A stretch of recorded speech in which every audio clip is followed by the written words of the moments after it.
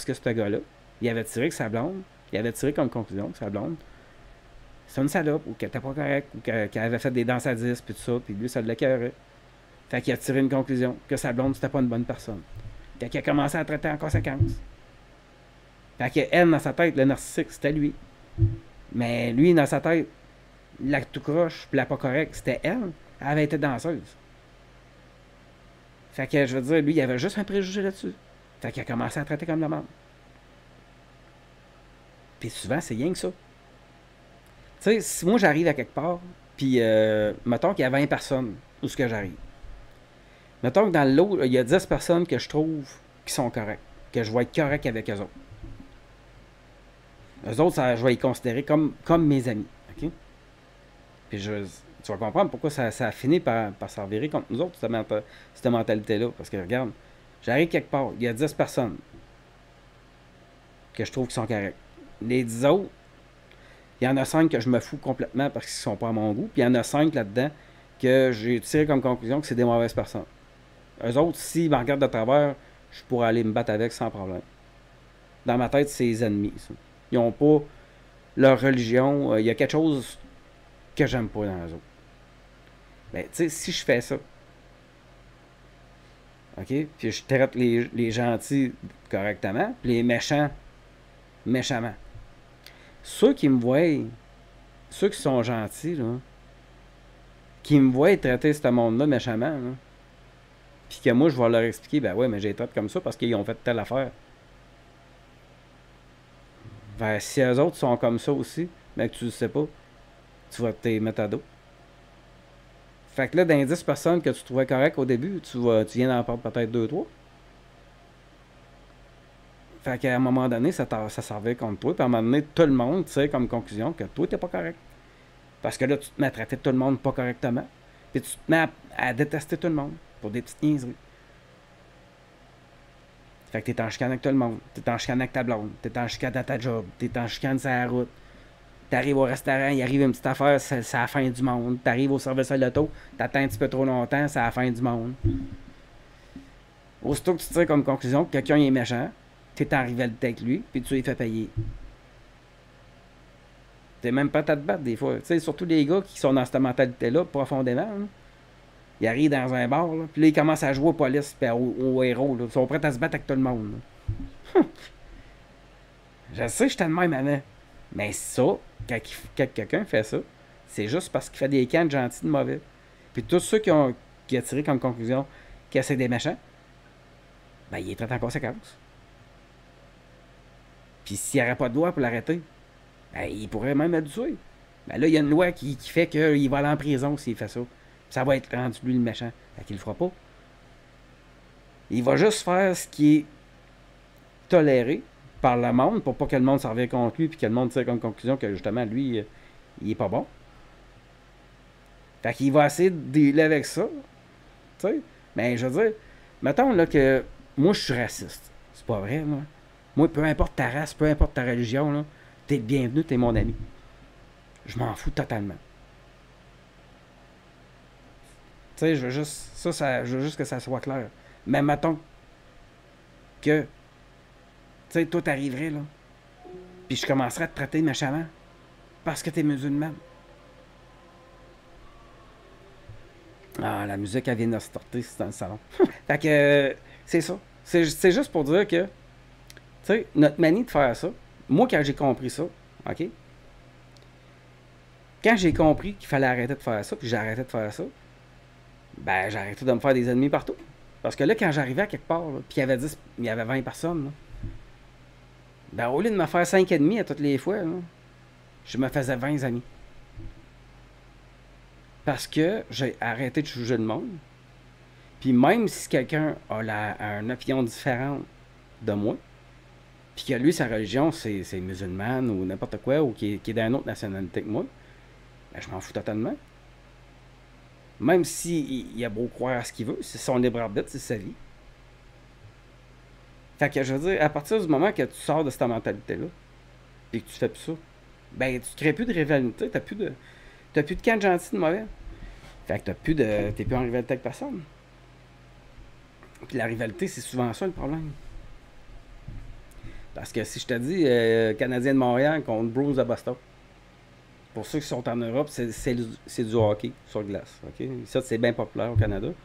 Mais je veux dire, si les Canadiens ils affrontent les Bruins de Boston, hein, on sait que la rivalité entre les deux équipes est très, très forte.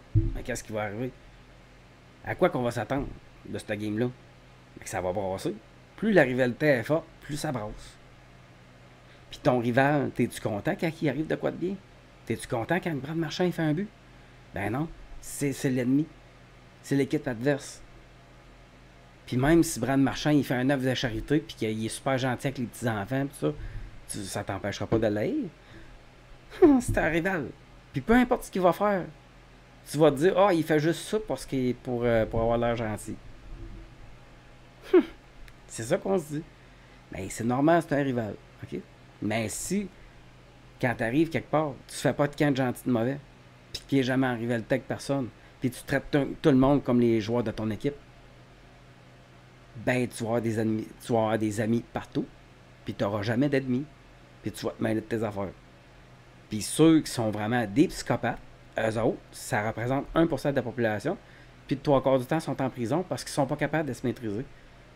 Parce que comme je disais tantôt, eux autres, quand ils sortent leur petit cabochon, je veux dire, ils sont extrêmes. Fait qu'aussitôt que je choque après quelqu'un, ben ça va aller loin. Tandis que moi, si je me choque après toi, le pire qui va arriver, c'est que je vais te traiter de sac à vomi. C'est mon insulte préférée. J'aime ça. J'avais entendu ça dans Sun Park à un moment donné, puis ça m'a resté. Fait qu'à cette heure, à toutes les fois que je m'en vais en char, il y a quelqu'un qui me coupe, moi c'est sac à vomi. C'est ça. Puis en plus, ça joue souvent à Left 4 Dead 2. Puis j'ai tout le temps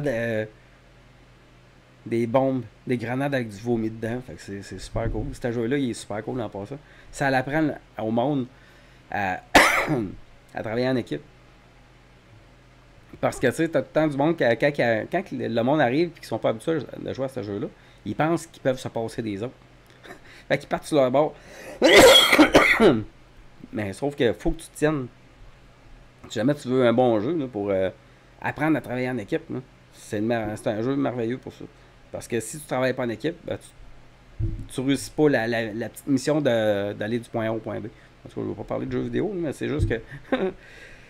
C'est juste pour dire ça. Fait que, bref, une petite parenthèse, on va couper ça au montage. De toute façon, tantôt, je pense que vous avez vu mes bobettes. Fait qu'on va faire un petit montage de ça. Bon. Fait que ça, c'est important de sortir de cette mentalité-là. OK? Parce que sinon, là, ce que ça va faire, hein, c'est que tu vas. Tout ce que tu vas te permettre de faire de méchant aux autres, ben, le soir, mais que tu te couches, là, ça va te donner des remords de conscience. Puis aujourd'hui, là, quand on a des remords de conscience, puis qu'on parle à un médecin, quand on a des remords de conscience, qu'est-ce qu'il va tirer comme conclusion? Il va dire, tu fais de l'anxiété. C'est pas vrai, hein? C'est pas ça, de l'anxiété. Tu sais, de l'anxiété, c'est de s'inquiéter pour l'avenir. Tu sais, c'est que mettons que toi, tu fais de l'anxiété par rapport à tes impôts. Bon, mais juste de regarder des papiers d'impôt fédéral ou quelque chose en même, mais que tu vois des papiers, puis que tu penses à faire tes impôts, t'aimeras pas ça. Tu vas avoir un sentiment négatif. C'est ça de l'anxiété. C'est tout. C'est pas des remords de conscience. Les remords de conscience, peu importe les pilules que tu vas prendre, tu vas t'en rappeler.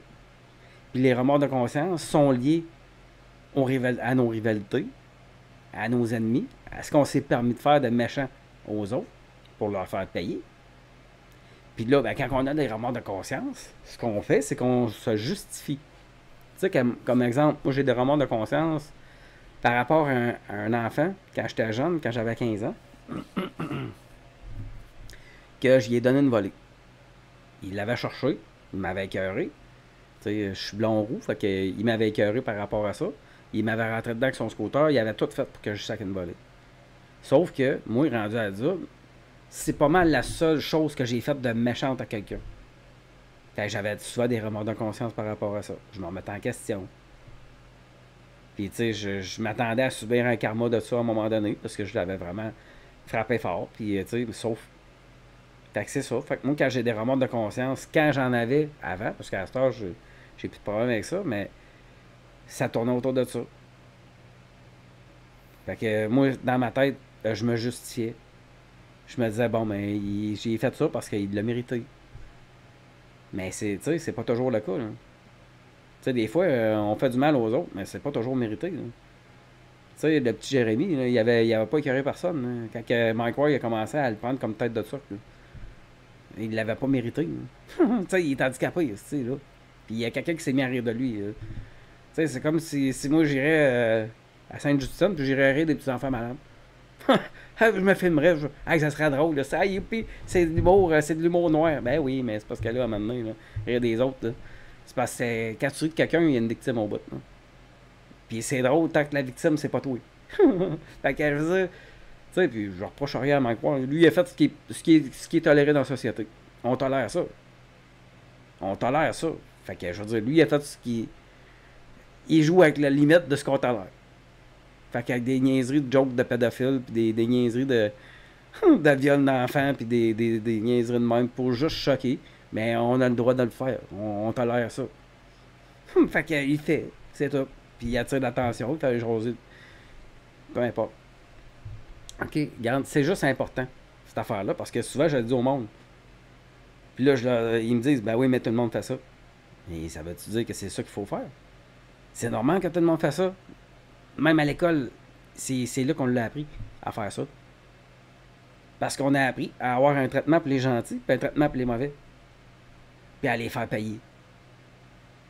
Puis tant qu'on ne les a pas fait payer, on dirait qu'on se sent pas bien. On dirait qu'on ressent l'obligation de leur faire payer. C'est ça qui arrive. Fait que. Mais sauf que quand tu commences à faire payer aux autres, ben tu te permets de leur faire du mal. Fait que c'est ça qui est le problème. C'est là que tu vas avoir des remontes de conscience. Mais peu importe si je te donne des pilules d'anxiété, ça effacera pas ta mémoire. Hein.